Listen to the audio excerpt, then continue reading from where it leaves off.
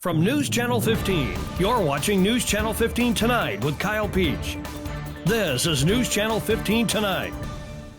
Hi, good evening, and thanks for joining us tonight. I'm Kyle Peach. Here's a look at what's going on this Monday night. Sentences were handed down in Wayne County Court last week. WFIW says 62-year-old Donald E. Wilhite Jr. of Fairfield was given 8 years in prison Thursday on a possession of meth charge dating back to July 30th. Now, back on the 9th of this month, Wilhite was arrested by the Wayne County Sheriff's Department after the execution of a search warrant at a residence in Fairfield. He was charged then with possession of cannabis between 500 and 2,000 grams, possession of a controlled substance, of drug paraphernalia, and delivery or possession with intent to deliver meth. In exchange for the guilty plea on the first account of charges, those new charges from earlier this month were dismissed. Meanwhile, the woman arrested back on the 9th with Wilhite also appeared in court Thursday. 33-year-old Catherine Christopher of Fairfield faces charges of possession of meth and of drug paraphernalia, as well as obstruction of identification and an out-of-state warrant from Georgia. Christopher has signed a waiver of extradition and is awaiting transport back to Georgia. She'll be due in Wayne County Court in January on those local charges. Carmi police made several weekend arrests. 50-year-old Dale McLean was arrested Friday on a warrant for aggravated battery. This comes as he was to be in court today already on a pretrial hearing related to his arrest in June on charges of attempted arson, domestic violence, and assault. Meanwhile, WRUL says on Saturday, 27-year-old Jacob Burnett of Carmi was arrested for domestic battery concerning an incident involving a 23-year-old female victim. And Sunday, 44-year-old Jason Schneider was arrested for domestic battery involving an incident with a 12-year-old male victim. Wayne County Crime Stoppers offering a reward for those responsible for entering a residence owned by Tammy Austin.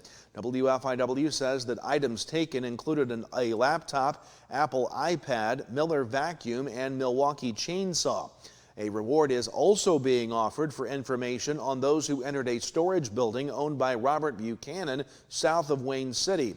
Taken there were an Apache 22 rifle, Milwaukee M18 leaf blower, an M18 vacuum, a shop light, Milwaukee M18 drill driver, DeWalt half impact, Titan socket set, Green sledgehammer, International Deepwell half socket set, DeWalt 20-volt battery charger, and miscellaneous tools. If you can help with identification of anyone involved with those crimes, call or text Crime Stoppers in Wayne County at 842-9777. Your tip could lead to a monetary award. Meanwhile, in other matters, Nick Lynch of Odin was injured, leaving his 16 to 18-foot tall deer stand for the day in rural Iuka on Thursday. Lynch reportedly fell to the ground when stepping off the platform of his tree stand to climb down. He was able to call 911 for help at around 5 p.m. Thursday. Several fire departments and emergency response crews responded, including the Marion County Sheriff's Office. The incident occurred off of Foster Road, northeast of Iuka.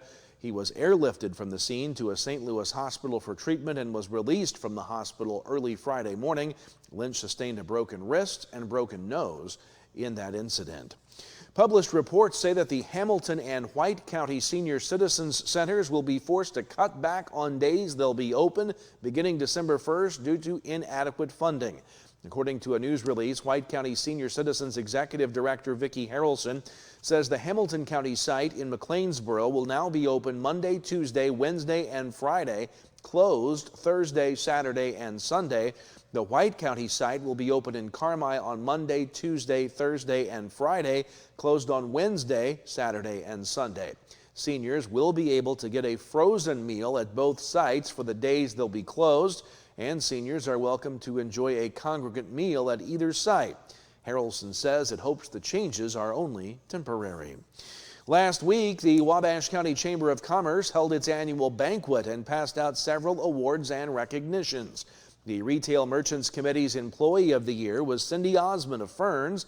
The Small Business of the Year went to Bishop Motors. The Large Business, Bilo. The Villas of Hollybrook was recognized for its 5th year anniversary.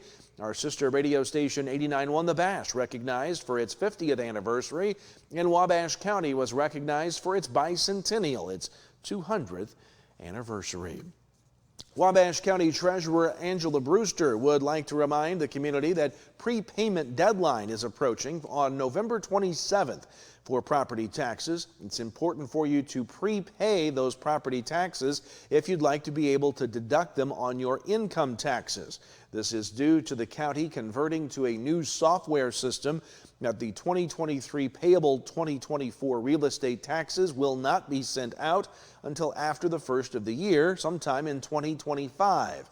If you have questions about prepaying your real estate taxes, contact the Treasurer's Office in Wabash County at 262-5262. No prepayments will be accepted after November 27th until those tax bills do come out in 2025.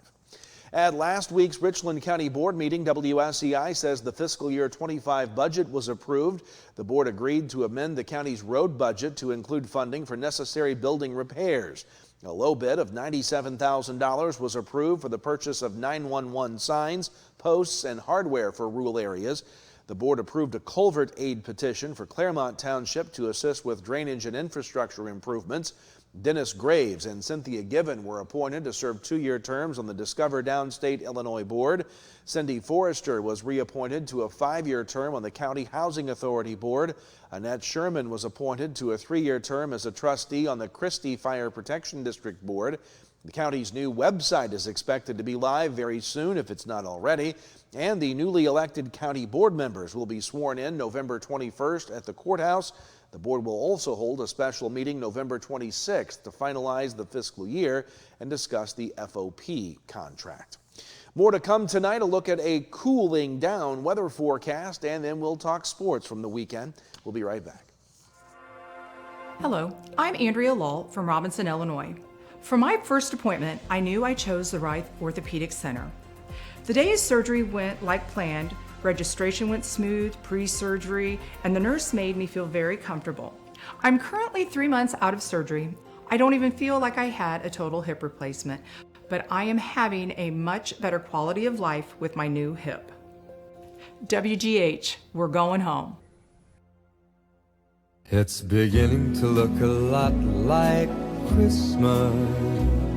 Christmas comes to Mount Carmel, Illinois, Friday, December 6th from 4 to 9 p.m. featuring carriage, train, and Rudolph rides. Or take the City Lights Trolley Tour, photo ops, story time with Mrs. Claus, music of the season featuring jazz and dance. Make your own take-home ornaments or enjoy the s'mores making station. Even visit Santa himself. And yes, it's all free. So much shopping, food, and family fun at Christmas Uptown. And on Saturday at 5:15 p.m., it's the Lighted Christmas Parade. Download the app at ChristmasUptown.com. Get Black Friday deals at Steve Faulkner Automotive. New 2024 Ford Expedition up to $10,000 off, and lease a new 2024 Ford Escape as low as $347 a month. See them all at SteveFaulknerAutomotive.com. It's Black Friday sales all month at Steve Faulkner Automotive. Get a new 2024 Dodge Hornet, now $12,000 off, and 2024 stylish Dodge Durango, now up to $12,000 off MSRP. Come in and get yours today. Welcome back. Time to talk weather here tonight. We've seen a few spotty showers. That was earlier this morning, and we've got a couple of light waves of precipitation coming through tomorrow and into Wednesday before we see a big cool down across the area. Nothing right now on the local scan of radar. Rain will be coming in, though, overnight tonight, it looks like, across the area. 67, our high temperature this afternoon, following a morning low of 58. We saw some trace amounts of rain here at our studios this morning. Heavier amounts over, especially in southern Wayne County this morning, where they saw a good bit of rain. That's above normal temperature-wise for this time of year, but we'll be heading below normal here soon.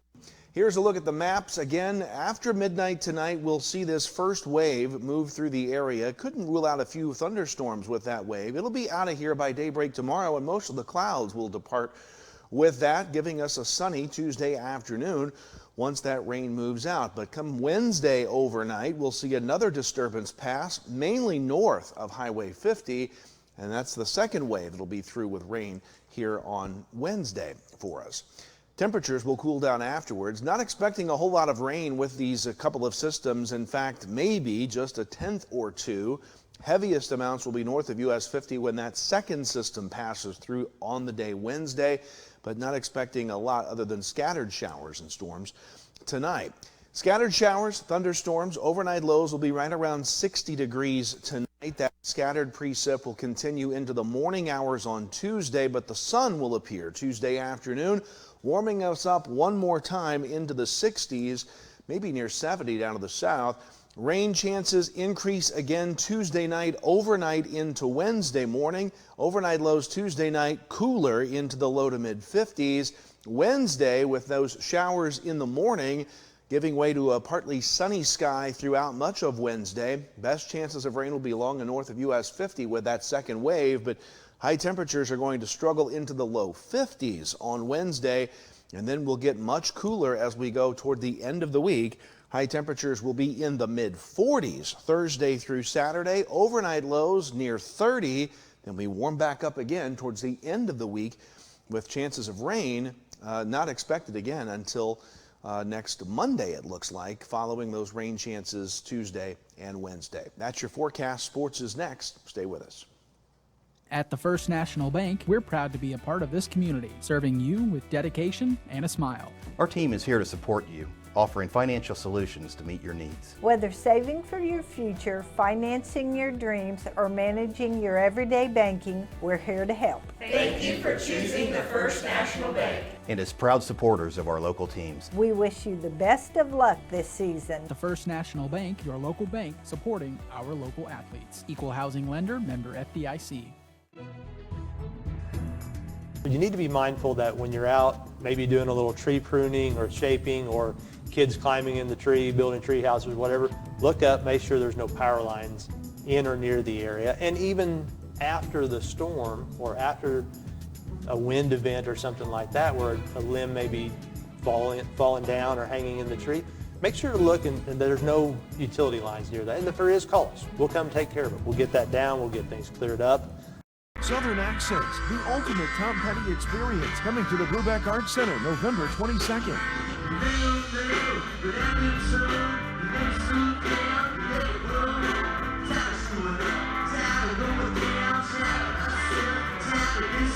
Southern Accents at the Brubeck Arts Center Theater, Friday, November 22nd at 7:30 p.m. Scan the QR code for tickets or visit the Wabash Valley Arts Council Facebook page.